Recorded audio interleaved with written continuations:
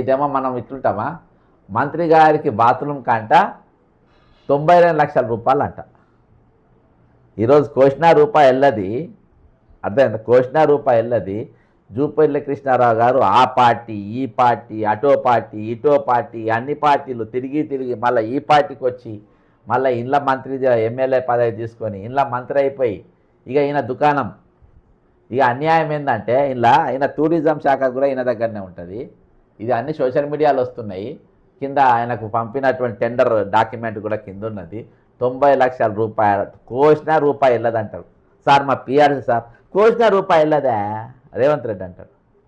కోసిన రూపాయి వెళ్ళదు. కోసుకుంటాడే నన్ను కోసుకోండి, పెట్రోల్ రేట్ పెంచాలనా పెంచుకోండి అంటే మేము అడిగితే నీకు అంత కొడుపు నొప్పిలు వస్తుంది రేవంత్ రెడ్డి, నీకు అంత కడుపు నొప్పిలు వస్తాయి, ఎటకారంగా మాట్లాడతావు, జోకులు చేస్తావు. మేము సీరియస్గా అడుగుతా ఉంటే అరే సార్ మాకు బెనిఫిట్స్ ఇవ్వండి సార్, మా డిఏలు ఇవ్వండి సార్.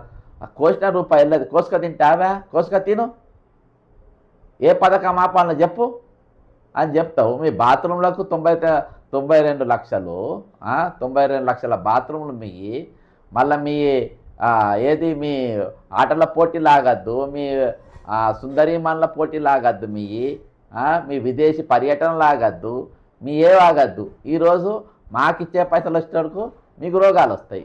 అన్ని రోగాలు వస్తాయి మీకు, సర్వ రోగాలు ఈరోజు మీకు వస్తూనే ఉంటాయి.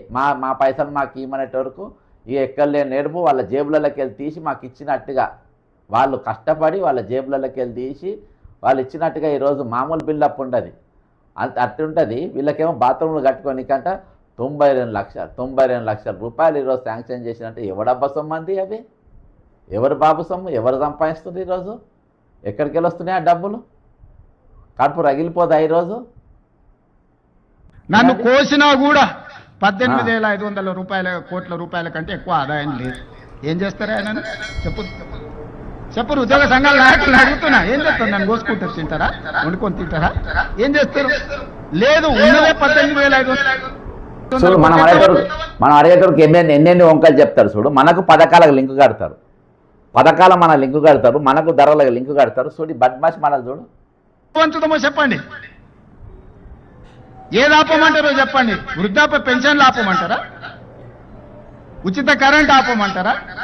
షాదీ ముబారక్ ఆపమంటారా? ఏ ఆపమంటారో చెప్పండి, ఏది ఆపుతారో ప్రజలు. ఇది బ్లాక్మెయిలింగ్. ఉద్యోగులు అడిగితే, వాళ్ళ హక్కులు అడిగితే, వాళ్ళ పిఆర్సీలు అడిగితే, వాళ్ళ డిఏలు అడిగితే, వాళ్ళ రిటైర్మెంట్ బెనిఫిట్స్ అడిగితే ఈరోజు ఇగో ఇట్లా బ్లాక్మెయిలింగ్. ఏం అడుగుతా చెప్పాలంటే జనం మనం కొట్టుకోవాలి. మరి ఈయనకి ఎక్కడికి వెళ్ళి వచ్చినావా 92 లక్షల రూపాయలు? ఈయనకి ఎక్కడికి వెళ్ళి వచ్చినాయి? నీ RRR రేట్ ఎక్కడికి వెళ్ళి వస్తుంది? నీ ఫ్యూచర్ సిటీకి ఎక్కడికి వెళ్ళి వస్తున్నాయి? నీ రేడియల్ రోడ్లకు ఎక్కడికి వెళ్ళి వస్తున్నాయి? నీ విదేశీ పర్యటనకు ఎక్కడికి వెళ్ళి వస్తున్నాయి? నీ నిశ్చి ఫుట్బాల్లో ఎక్కడికి వెళ్ళి వస్తున్నాయి? ఎక్కడికి వెళ్ళి వస్తున్నాయి నీకు డబ్బా అంతా? మరి వీళ్ళకి ఈయనకి లేకుంటే. కాబట్టి ఇంత దారుణంగా ఈరోజు ఆర్థిక వ్యవస్థ వ్యవహరిస్తుంది. ఈరోజు వాళ్ళు పంచుకోవడానికి, వాళ్ళు దోచుకోవడానికి, వాళ్ళు దాచుకోవడానికి ఈరోజు ఎన్ని కోట్ల రూపాయలు, అన్ని కోట్లు. నాకు ఆఫ్ ద రికార్డు బోలెడు. ఒక మంత్రి బూడిదిలో తింటాడంట, రామకొండంలో ఎన్టీపీసీ బూడిది ఉంటుందంట, సింగరేణి బూడిది. ఈ బూడిదికి వెళ్ళి ఇక్కడికి వెళ్ళి ఆ బూడిది రోజు 25 లక్షలు తింటాడు ఒక మంత్రి. 25 లక్షలు తింటాడంట. అట్లా ఆయన దగ్గర మళ్ళీ 2-3 ఎమ్మెల్యేలు ఉంటారు, వాళ్ళు కూడా తలా 20 లక్షలు వస్తాయంట రోజు. నికాజ్గా వచ్చే పైసలు చెప్తున్నా ఒక మంత్రి గారు. ఏం చెప్పండి? అంత పెద్ద కోరికలు ఉన్నాయా? ఏం దోపిడీ అది? ఎటువంటి దోపిడీ?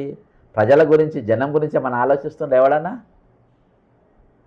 ఎలక్షన్లు అప్పుడు వస్తాయి, ఓ 2 వేలు వేస్తాము, మన ముదిరాజాన్ని వేయించుకుంటా ఓట్లు, కులం రెచ్చగొట్టి, మన బీసీలను రెచ్చగొట్టుకుంటా, మన గౌడని వేయించుకుంటా ఓట్లు, మన మున్నూరు కాపాన్ని వేయించుకుంటా ఓట్లు, మన కులాల పేరు చెప్పించుకుంటా ఓట్లు, మన రెడ్డోళ్ళని చెప్పించుకుంటా ఓట్లు, రెచ్చగొట్టి ఓట్లు కులం పేరు చెప్పి ఓట్లు వేసుకుంటాం. ఇవాళ మరి పిఆర్సీ రానోళ్ళ రెడ్డోళ్ళు ఉన్నారు, బ్రాహ్మణ్స్ ఉన్నారు, వైశ్యాస్ ఉన్నారు, మునుర్కాపులు ఉన్నారు, ముదిరాయలు ఉన్నారు, అందరూ ఉన్నారు. మరి ఎవరు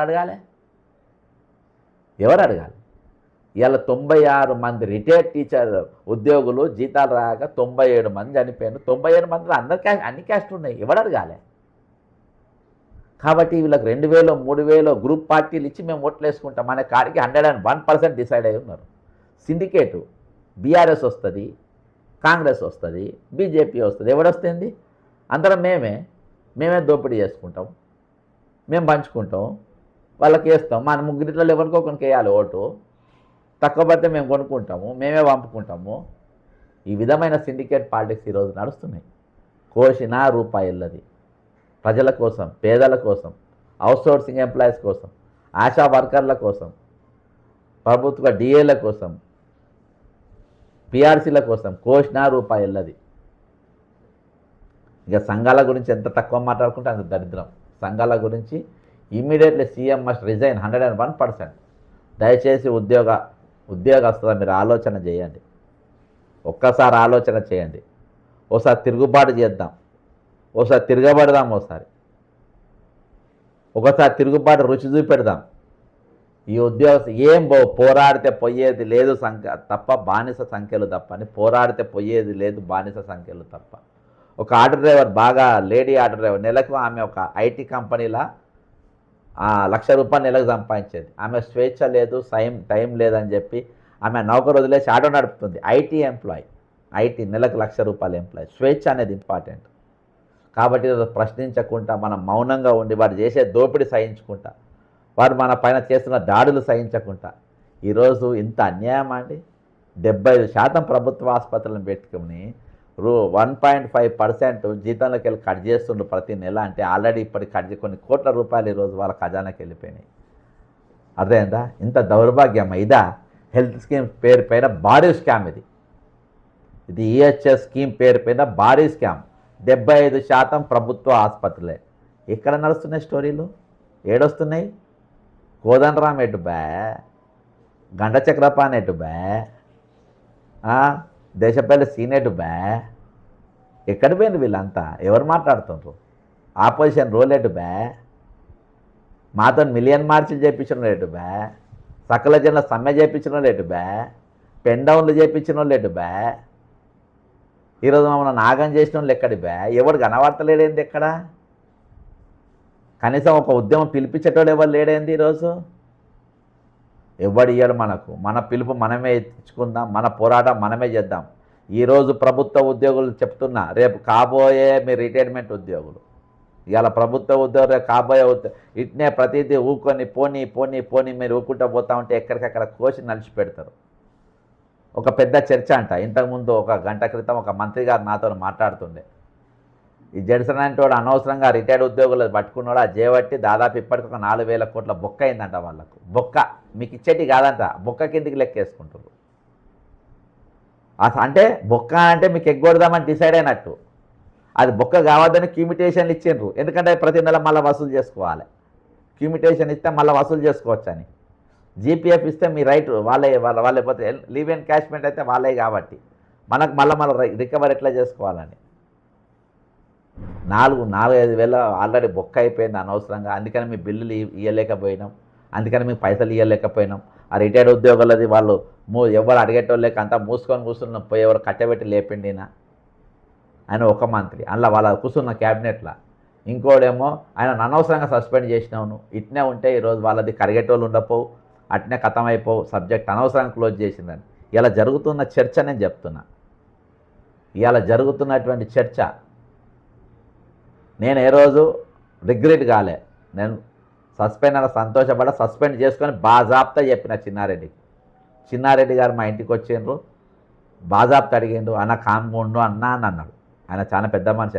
నేను బరాబర్ ఆడతా అన్న, నేను బరాబర్ ప్రశ్నిస్తా, బరాబర్ కొట్టాడతా, సస్పెండ్ చేసుకొని యూ డూ యువర్ డ్యూటీ అని చెప్పిన బాజాబ్తా. చిన్నారెడ్డి గారు వనపడితే ఫోన్ నెంబర్ ఉంటే అడగండి, నేనేం చెప్పిన సస్పెండ్ చేసుకోమని బాజాబ్తా చెప్పిన.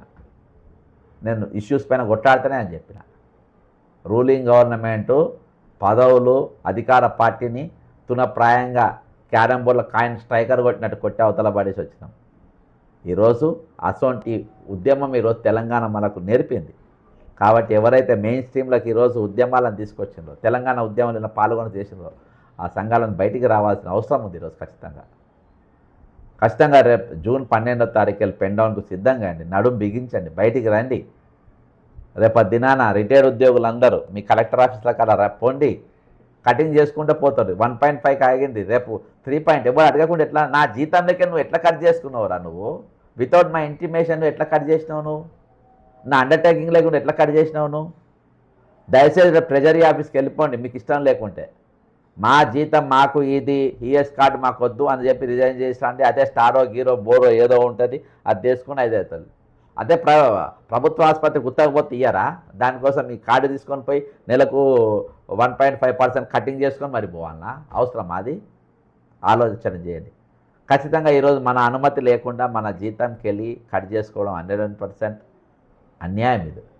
కాబట్టి నేను చెప్పిన అంశాలపైన మీరు ఖచ్చితంగా కామెంట్ చేయండి, వీడియోను షేర్ చేయండి, ప్రతి ఒక్కరికి ఇది పోయేటట్టుగా చూడండి. ఈ సబ్జెక్టు ఈరోజు ఇది వాళ్ళ సమస్య, ఇది వీళ్ళ సమస్య, ఇది ఒక గురుకుల బీసీ గురుకుల సమస్య అనేది కాదు. ఈరోజు ఏ సమస్య అయినా అది అందరి సమస్య లెక్కనే మనం అనుకోవాలి. ఏ సమస్య అయినా మనం అందరి సమస్య లెక్కనే ఈరోజు కామెంట్ చేయాలి.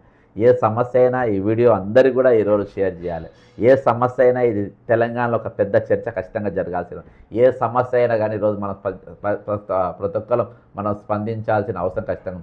జడ్సన్ అన్న ఈహెచ్ఎస్ స్కీమ్ గురించి ముందే జీతం కోశారు, నేను అదే చెప్పిన బ్రదర్, మన అనుమతి లేకుండా కోయడం. కాబట్టి పెండౌన్లో ఖచ్చితంగా పాల్గొనేటట్టు చేయండి. ఈరోజు లేకుంటే వచ్చే రోజులలో ఈరోజు మనకు తెలియకుండానే మన మెడలు కూడా కోసుకొని ఎత్తుకపోతారు. అటువంటి ప్రమాదమైన ఈరోజు రాష్ట్రానికి పాలిస్తున్నది ఒక బాధ్యతాయుతమైన నాయకులు కాదు. ఈరోజు క్రిమినల్స్ పాటిస్తున్నారు. కోర్టుకు పోయి వచ్చి అసెంబ్లీకి పోతారు, కోర్టుకు పోయి వచ్చి నాంపల్లిలో క్రిమినల్ కోర్టుకు పోయేసి వచ్చి ఈరోజు సెక్రటరియట్ పోయి కూర్చుంటారు. అటువంటి వాళ్ళు మన ముఖ్యమంత్రులు ఉన్నారు. కాబట్టి ఆలోచన చేయండి. ఈరోజు ఖచ్చితంగా ఒకసారి ధిక్కార స్వరం వినిపియండి, ఓసారి రోడ్డు ఎక్కండి, ఓసారి పిడికిలు బిగించండి, ఓసారి ప్రశ్నించడం మొదలుపెట్టండి. మా అనుమతి లేకుండా ఏ విధంగా కట్ చేస్తుండ్రు? మాకు వాగ్దానం ఇచ్చిన పిఆర్సీ ఏమైంది? మీ ఇస్తామన్న డిఏ ఏమైంది? మాకు పెంచుతామన్న జీతాలు ఏమైనాయని ఆశా వర్కర్స్ నింపుతామన్న ఖాళీలు ఏమైపోయినాయి? ఈరోజు ఖాళీల 21,000 ఖాళీ టీచర్ల ఉద్యోగులతో రేపు ప్రభుత్వ స్కూళ్ళు, పేద పిల్లల స్కూళ్ళు రన్ అవుతూ ఉంటాయి.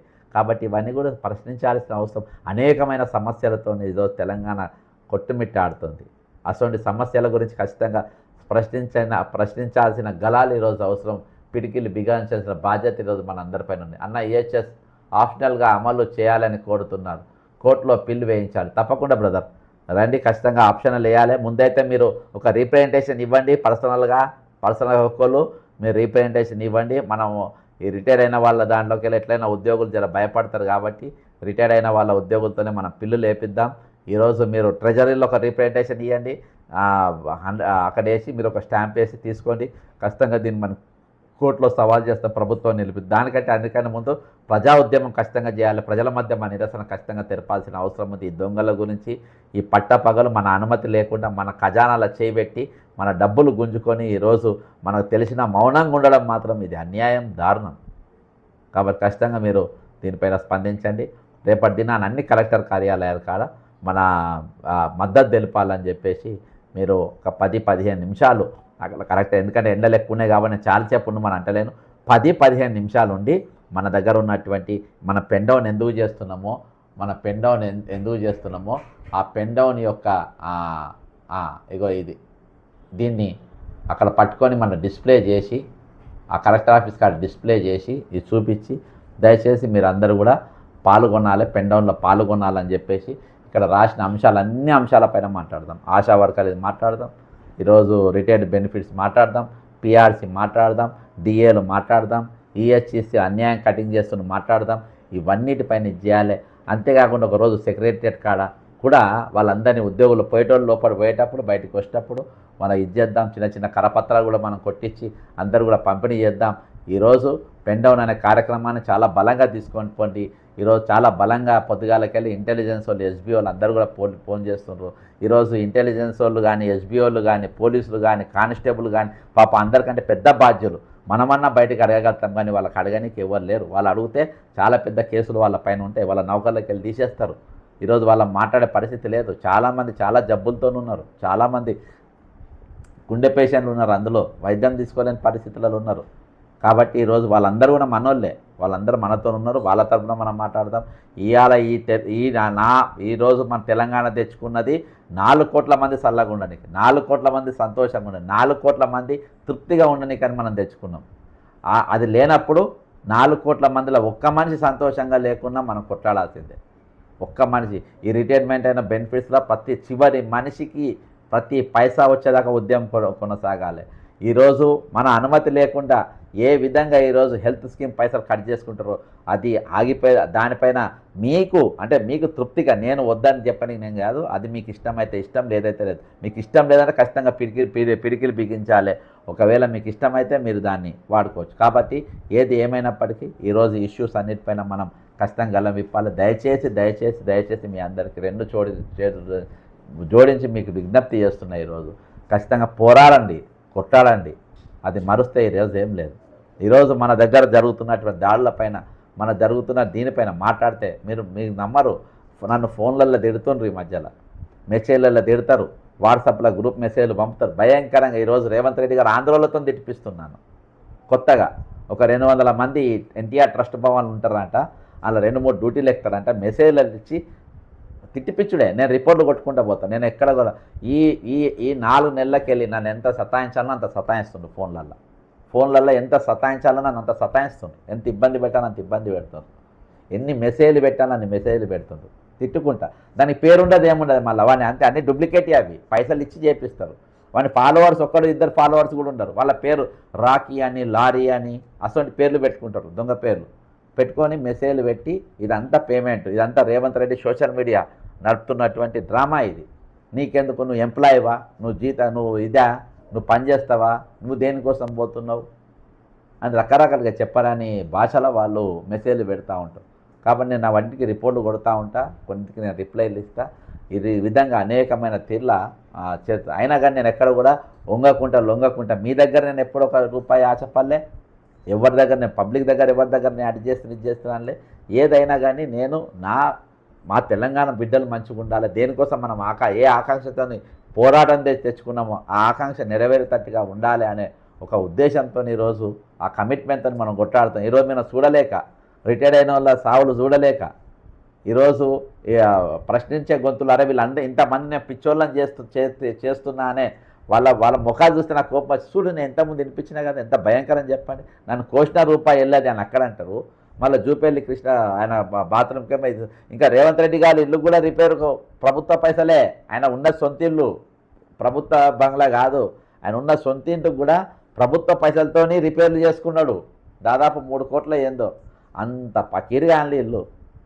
పకీరు అంట కాదు, అంటే అంత పాకగా అన్నట్టు, అంత చిల్లరగా అనలే ఇల్లు. సొంత ఇంటికి ఎవరన్నా ప్రభుత్వ పైసలతో రిపేర్లు చేసుకుంటారండి?